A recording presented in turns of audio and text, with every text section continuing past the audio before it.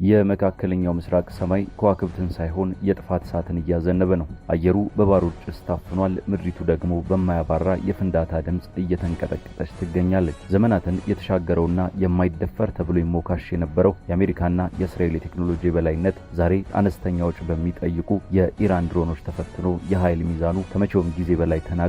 የኒኩለር ጦርነት ስጋት እንደ ጥቁር ደመና ባንዣበበበት፣ የዓለም ደም ስር የሆነው የኢኮኖሚ መተላለፊያ በስጋት በታጠረበትና ንጹሃን በፖለቲካ ቁማርተኞች እሳት ውስጥ በነደዱበት በዚህ ቀውጢ ሰዓት ታሪክ አዲስና አስፈሪ ምዕራፍ እየጻፈ ነው። የዓለምን ትንፋሽ ያስያዘውና መካከለኛው ምስራቅን ወደማይመለስበት የጥፋት ማዕበል የከተተው ይህ ጦርነት መልክዓ ምድራዊ ካርታውን በደምና በእሳት ዳግም እየሳለው ይገኛል። ከሰማይ እስከ ምድር ከዲፕሎማሲ ጠረጴዛ እስከ ኢኮኖሚ ደም ስሮች ድረስ የተዘረጋውን የዚህን አውዳሚ ጦርነት ውጥንቅጥ እንደሚከተለው በዝርዝር እንፈትሸዋለን። ይህ ቮይስ ኦፍ ኢትዮጵያ ዓለም አቀፍ ትንታኔ ነው። የዓለምን ፖለቲካ በሰፊ የምንዳስስበት መድረክ። ለቻናላችን አዲስ የሆናችሁ ሰብስክራይብ በማድረግ አብራችሁን ቆዩ።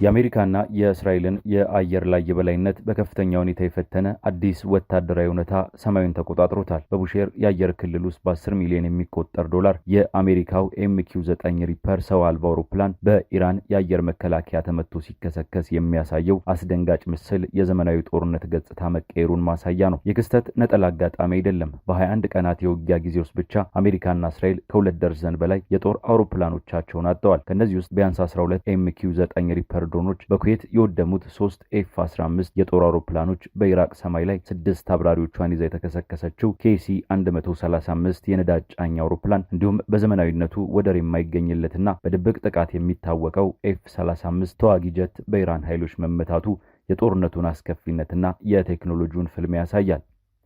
የኢራን ስትራቴጂ እጅግ ውድ የሆኑትን የአሜሪካ የጦር መሳሪያዎችን አነስተኛ ወጪ በሚጠይቁ አዳዲስ ሰው አልባ አውሮፕላኖች ማጥቃት ላይ ያተኮረ መሆኑ የኃይል ሚዛኑን በአስገራሚ ሁኔታ እያዛባው ይገኛል። ይህ የኢራን ጥቃት አውሮፕላኖችን በማውደም ብቻ የተገታ አይደለም። የአሜሪካ ዋነኛ የሚሳኤል መከላከያ የሆነው ታድ የተሰኙትን የራዳርና የቅድመ ማስጠንቀቂያ ስርዓቶች ኢላማ በማድረግ የጠላትን የመከላከል አቅም ማሳወር ችሏል። ከዚህም ባሻገር የአሜሪካ የባህር ኃይል ኩራት የሆነውና በሜዲትራኒያን ባህር የሚገኘው ግዙፉ USS ጀራልድ አር ፎርድ የጦር መርከብ ላይ የተነሳው ምስጢራዊ እሳት የጥቃቱን አድማስ ወደ ባህር ላይም ማስፋቱን ያሳያል። ምንም እንኳን እሳቱ በቀጥታ የጠላት ጥቃት ነው ተብሎ ባይረጋገጥም የውስጥ ማጥቃት ሊሆን ይችላል የሚለው ጥርጣሬ አልተወገደም። ይህም የመርከቧን የደህንነት ስጋት በእጅጉ አሳስቦታል። በሌላ በኩል የጦርነቱ ነበልባል እየተቀጣጠለ ባለበት በዚህ ወቅት የኢራን ባለስልጣናት የኒኩለር ጦር መሳሪያን አስመልክቶ ያላቸውን አቋም በማያሻማ ሁኔታ እየገለጹ ነው። የኢራን መከላከያ ምክር ቤት አባላት የኒኩለር ጦር መሳሪያ ማምረትም ሆነ መጠቀም በእስልምና ሃይማኖት ሕግ መሰረት ፍጹም የተከለከለ መሆኑን አጥብቀው ይከራከራሉ። ማንም የኢራን ባለስልጣን ወደዚህ የጥፋት መሳሪያ ማምረት እንደማያመራና ሀገሪቱ የጅምላ ጨራሽ መሳሪያዎችን እንደማትሻ ቢያሳውቁም አሜሪካና ፕሬዚዳንት ዶናልድ ትራምፕ ግን ኢራን የኒኩለር ጦር መሳሪያ ለማምረት እያኮበኮበች ነው የሚለውን ክስ በተደጋጋሚ በማቅረብ ዓለም አቀፉን ማህበረሰብ ለማሳመን እየሞከሩ ይገኛሉ። አሜሪካ በበኩሏ ኢራን ቀጠናውን እያመሰች ነው ብትልም የኢራን ወገኖች ደግሞ ይህ ክስ ከእውነት የራቀና ሆን ተብሎ የተፈበረከ መሆኑን ይገልጻሉ።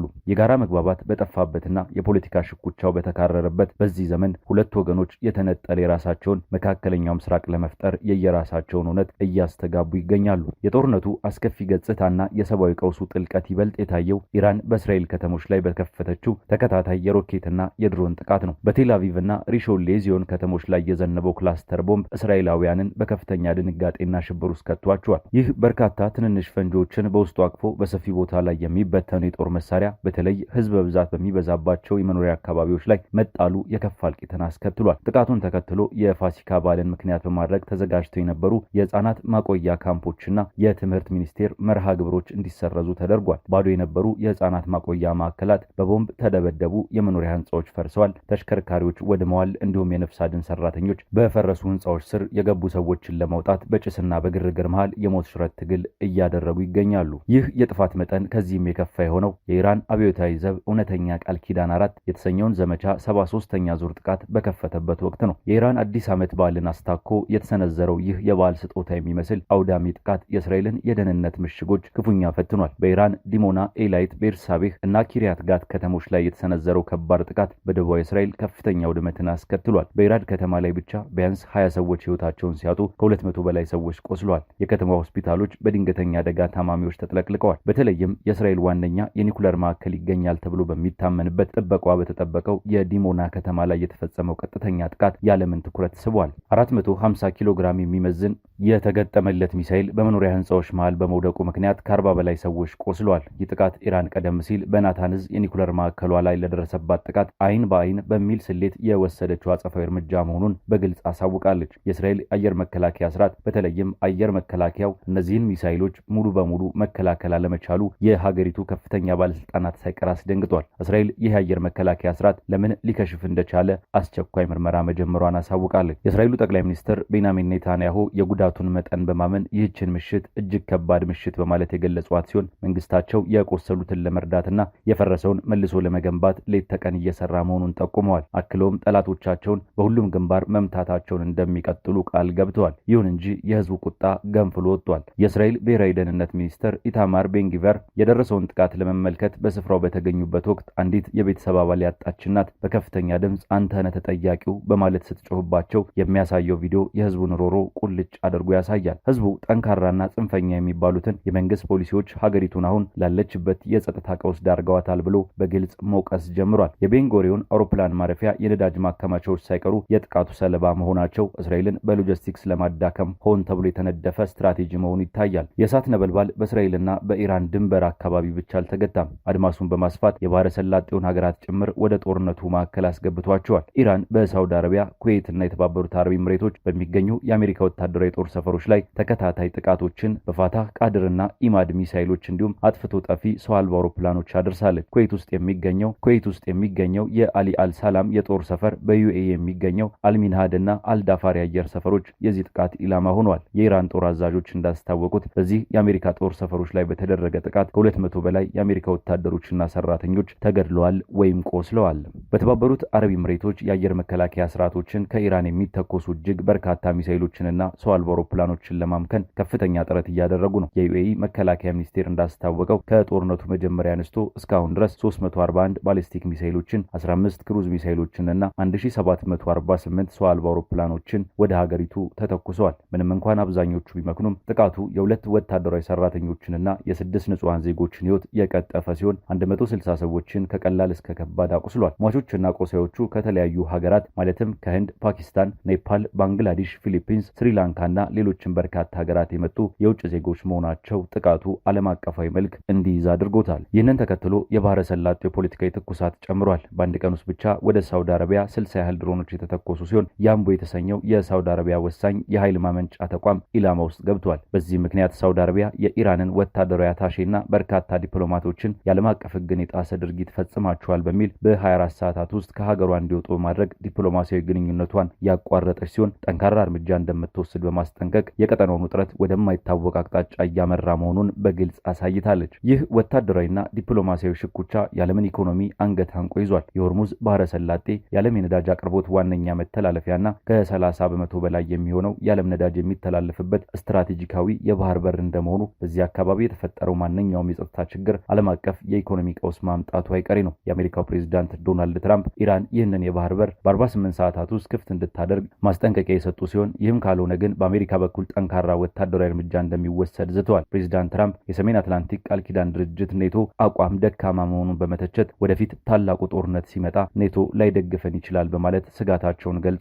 ይልቁንም የባህር በሩን ለማስከፈት ጃፓን ከአሜሪካ ጎን ልትሰለፍ እንደምትችል ተስፋቸውን አጋርተዋል። ለዚህ የፕሬዝዳንት ትራምፕ ዛቻ ምላሽ የሰጠችው ኢራን የአሜሪካና የአጋሮቿን መሰረተ ልማቶች በተለይም የኃይል ማመንጫዎችን፣ የኢንፎርሜሽን ቴክኖሎጂ ማዕከላትንና ከባህር ውሃ ንጹህ የመጠጥ ውሃ የሚያመርቱ የውሃ ማጣሪያ ተቋማትን ኢላማ እንደምታደርግ በማስፈራራት አጸፋዊ ማስጠንቀቂያ ሰጣለች። በውሃና በኃይል አቅርቦት ላይ ሙሉ በሙሉ ጥገኛ የሆኑት የባህረ ሰላጤው ሀገራት ይህ የኢራን ዛቻ እጅግ ከፍተኛ ስጋት ውስጥ ከቷቸዋል። የሳውዲ አረቢያ ኢኮኖሚም በዚህ ምክንያት በእጅጉ ሊናጋ እንደሚችል ተንታኞች ስጋታቸውን እየገለጹ ነው። በተጓዳኝ የጦርነቱ ተዋናያን እየበዙ መጥተዋል። በኢራቅ የሚገኘው እስላማዊ ተቃውሞ የተሰኘው ታጣቂ ቡድን በ24 ሰዓታት ውስጥ ብቻ 21 ጥቃቶችን በአሜሪካ የጦር ሰፈሮች ላይ ማድረሱን አስታውቋል። በሊባኖስ የሚገኘው ሄዝቦላህም በሰሜን እስራኤል ጫናውን አጠናክሮ ቀጥሏል። በሰሜን እስራኤል ጫናውን አጠናክሮ በመቀጠሉ የኢራን መከላከያ ባለስልጣናት የሄዝቦላህን ጀግንነት እያሞገሱ ይገኛሉ። የዚህ ሁሉ ውጥንቅጥ ውጤት የውጭ ሀገራት ጦሮቻቸውን ከቀጠናው ማውጣት እንዲጀምሩ ማስገደዱ ነው። ለምሳሌ ያህል ስፔን በኢራቅ የሚገኙ ወታደሮቿን በቱርክ ኢንሲርሊንክ የአየር ሰፈር በኩል በፍጥነት ማስወጣቷ ዓለም አቀፉ ማህበረሰብ የቀጠናው ደህንነት ከቁጥጥር ውጭ እየሆነ መምጣቱን የተገነዘበበትን እውነታ ያሳያል። ወታደሮቹ የጦር መሳሪያዎቻቸውን ይዘው ወደ ሀገራቸው ሲመለሱ የሚያሳዩት ምስሎች የዓለም አቀፉ ማህበረሰብ በዚህ ቀውስ ውስጥ ያለውን ተስፋ መቁረጥ ያሳብቃል።